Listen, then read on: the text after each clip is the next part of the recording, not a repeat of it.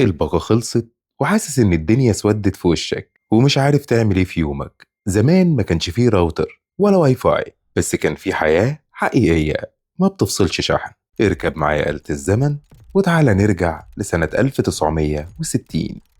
بيت مصري أصيل في الستينات، وقت ما كان الترند هو قعدة العيلة مش الهاشتاج.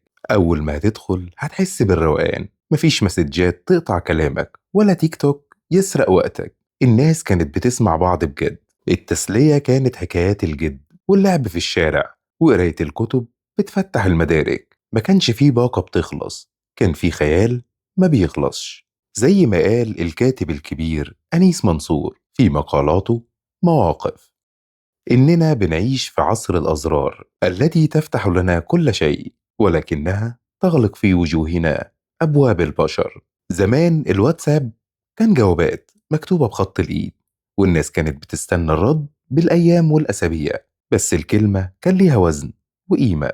والفيسبوك كان الجرايد اللي كانوا بيجيبوها كل يوم الصبح يعرفوا منها أخبار الدنيا وهما بيشربوا الشاي ساعة العصاري.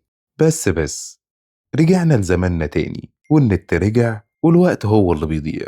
يا ريتنا فضلنا هناك في الحياة اللي بجد. استنونا في الرحلة اللي جاية، هنروح لزمن مفهوش باقة بتخلص.